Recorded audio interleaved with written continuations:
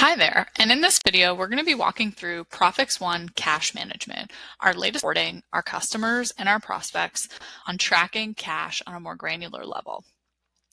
As you can see, right now I'm on our Prophix One landing page, which is our main portal screen where I can launch numerous applications that have been registered to my user. Launching into the cash management application, you'll notice right off the bat that we arrive on a dashboard screen. This dashboard highlights our cash inflows and outflows for a particular period specified by a particular time range, and I'm able to adjust that time frame looking backwards to see my historical cash trends as well as into future periods, so I can adjust my time frame that I'm looking at. So currently it is May 30th, and I am reviewing my cash balance of a few periods or a few days historically, as well as looking out into the future periods here. So right off the bat, I can see my inflows and my outflows throughout that period of time, as well as on a daily basis, I can hover over to review my overall inflows and outflows for each day. This is particularly important when I'm looking into future periods. So being that it is May 30th right now, I have some significant cash impacts that I can review in the near term. Looks like I'm going to be getting some significant inflow in the following week, and I have some significant payments upcoming as well that I need to be mindful of. All of the dashboards that we see all of the charts, I should say, that are on the main dashboard screen here are entirely out of the box, and I can choose to incorporate as many of those dashboards as many of those charts as I need to. Another one that I have available is a review to see my overall bank balances. So if you are operating with numerous bank accounts, you can see what your balance of the current day is looking like.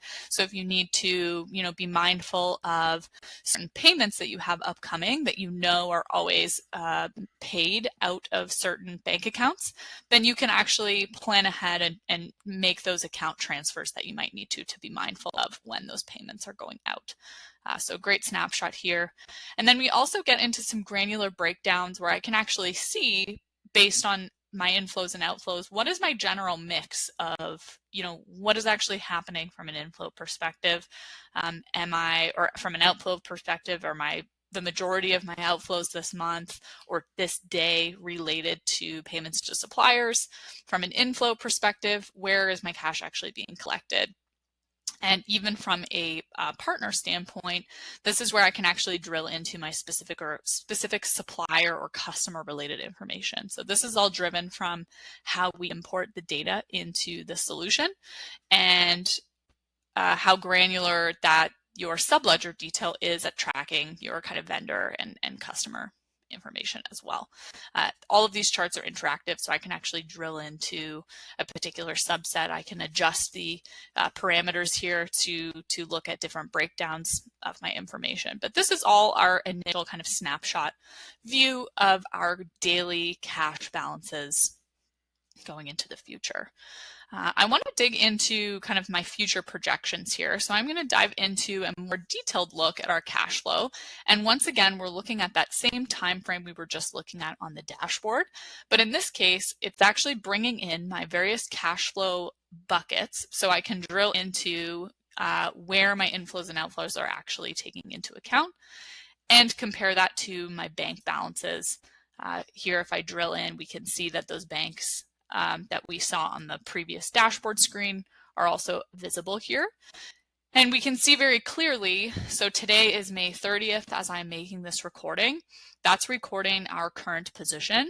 And any date that is historical is actual information. So it's logging the dates that those payments or cash collections actually occurred.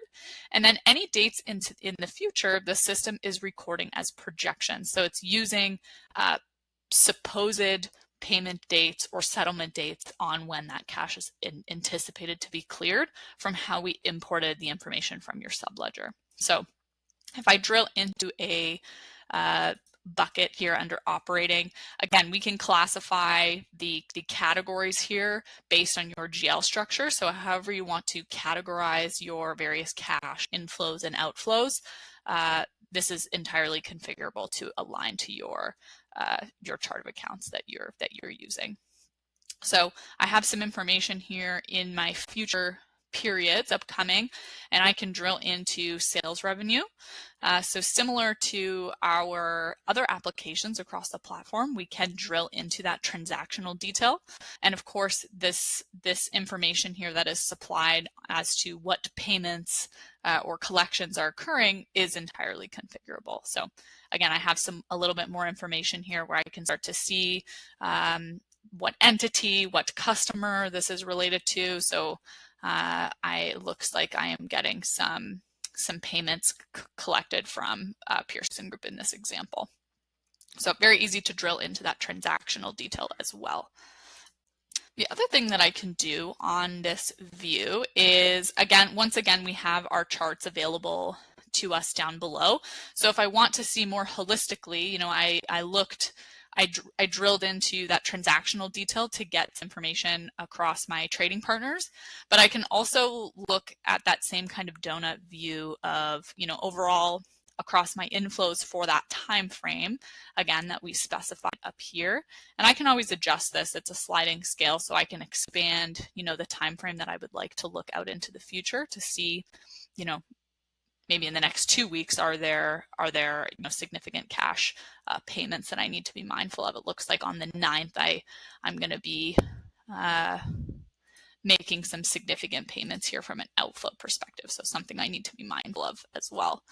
But I can always interact with these donut charts as well and get that same transactional information that we were looking at before, but this time across the entire period. So I can start to group by, everything from a sales revenue perspective. So all of the information that I'm going to be collecting across that period. So some of it has already been settled. It's payments that I've already collected, but you'll see some of the dates are also into the future here. So I can start to get a sense of, across the board, are there any trends from a customer perspective? Do I have maybe a bunch of payments that I can, plan? Is there, some negotiation? Or if I'm owing a lot of money to a supplier, one single supplier, is it easier for me to make a bulk payment, or can I split it up and be more strategic with my cash disbursements? This is a great way to kind of review that information as well. The other thing that we can take a look at from our cash flow perspective is the aging report here. So it's looking at that same information. And again, I can look historically. So I can look at the payments that are actually overdue, that I either have not paid or that I have not collected from my customers. And I can start to see, ideally these should all be zero. We should be collecting everything before its due date. But we can drill into if there becomes a significant amount of inflow payments that you have not collected from customers, we can start to drill into that information. So it looks like we have a few customers here where we're actually behind somewhere within that 61 to 90 day threshold. Not too much money, but definitely something I want to be mindful of. And if I have any other, kind of contract negotiations with these customers, I want to know why these payments, it looks like we were supposed to collect this money back in March and we still haven't. So something that I definitely need to dig into with the team as well. From that same view, I can also look at future periods. So now it is looking, again, from the current day, my net 30, net 60 days out into the future. So this is where, the projections really come into play. And of course, the more information that you're loading in your subledger that is recorded as future payments, the more data that the system is going to be able to project out. So if I drill into even, let's take a look at some of our net 30 information, we can see actually a large amount of payments that are expected from our customers in the next 30 days is coming from Skyline Tech. 61% actually of our total expected inflows are coming from one customer. So that's also something to spike out. If something were to happen, if that one customer needed to delay all of their payments, that's a big portion of cash that we're expecting. So definitely a customer we want to be mindful of and following up with them to make sure that those collections are occurring. With that conversation, I can see, these are all pretty large payments that are expected to come in. So taking even this this payment here, this $5,000 payment that's due to be paid on the 10th. Let's assume that we can actually bring that up. Maybe we've spoken to Skyline Tech and we've agreed or we've negotiated with them that if they, if they make this payment slightly earlier, we can actually delay their later payment, the one that's due on the 15th. We can actually push that out for them. So even though this information's been loaded directly through our subledger, and these were the original kind of planned dates, the system will actually let me update those timeframes to adjust that payment schedule. So I'm going to go back to this view here, and you'll see that I have my cash inflows, again, for that June 10th date. If I drill into the documents here, we should see that same Skyline Tech payment of $5,000 is expected on the 10th.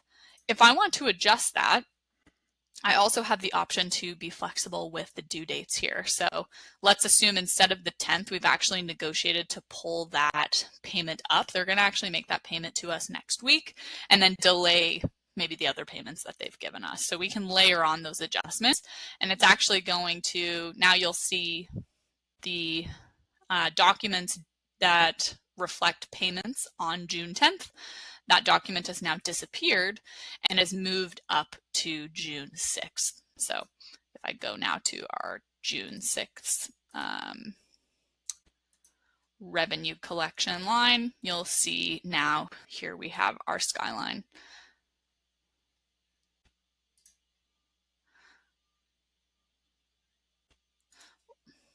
I believe it was on the 5th actually. There we go. There's our 5th payment, now due on the 5th. So a great way we can also update dynamically on the fly, the impact of, well, what if we actually, we're able to adjust some of those payments. The same thing can apply from a, not only on the collection side, but from a payments perspective, if you're trying to adjust, maybe group together payments you have that are owed to vendors, etc. Another view of this information is taking a look at our projection calendar. So this gives you kind of a holistic view across each month. I can flip through the months here on a day-to-day basis. What is actually expected from an inflows and outflows perspective? So am I, do I have a lot of disbursements that are happening? This might be a great view to dig into to understand perhaps what bank accounts are needing to be stocked with funds to make those payments. So again, to go back to to tie it back to that dashboard screen we looked at before where we're reviewing the bank balances, this is a great way to review, what do I actually need on hand for these periods in order to clear those accounts as well. And then as we move over time, the projections that were planned for. So again, if I look at our kind of current position, of course, all of the dates we have into the future are just projections. They're based off of what we think the due dates are going to be for those cash payments and collections. Over time, we might want to actually start to compare from that last projected balance that I had loaded. Let's say if I'm looking at May 12th, what was my last projected balance? And then what did my actual cash activity end up being on that day? So after that day has now passed, what was the actual activity that occurred? And I can start to do that comparison to understand, is there a lot of fluctuation on what I planned for my various due dates to be?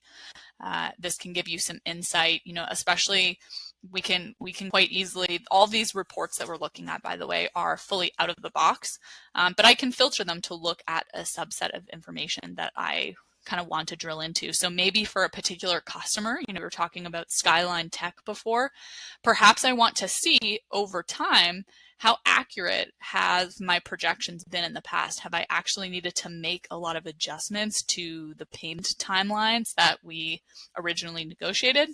That might be information that you want to use to negotiate better payment terms with your customers in the future as well. And with that, if we are thinking about, how we might want to modify those payment terms or create kind of different scenarios where, we talked about before wanting to bring forward the collection date of, a customer payment impact, almost as like scenario or version comparison. So if I want to then make adjustments against that current snapshot or the current position, then I can actually compare two positions together and see what the overall impact is going to be between each version from a flow perspective. So another great view that we can compare against in here as well. So everything we've looked at so far has been quite granular at a daily level. Of course, we want to be able to aggregate this information upwards, and perhaps we want to feed this back to an overall kind of high-level cash plan.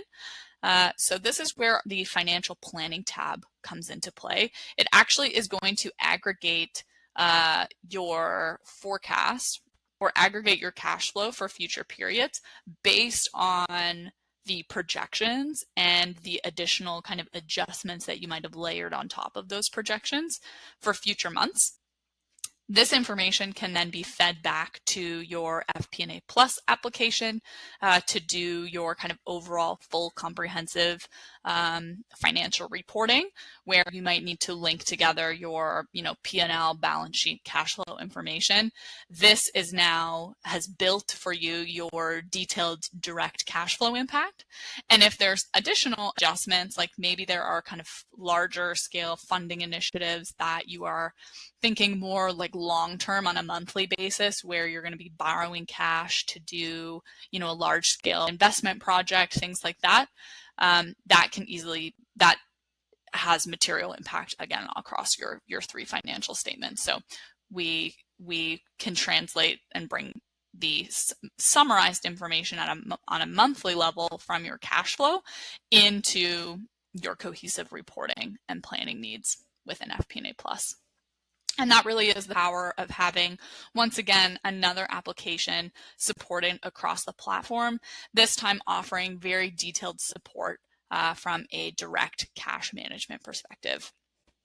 That sums up the walkthrough for the cash management application. We look forward to hearing from you, and if you are interested in learning more, don't hesitate to reach out and we will discuss further. Thank you.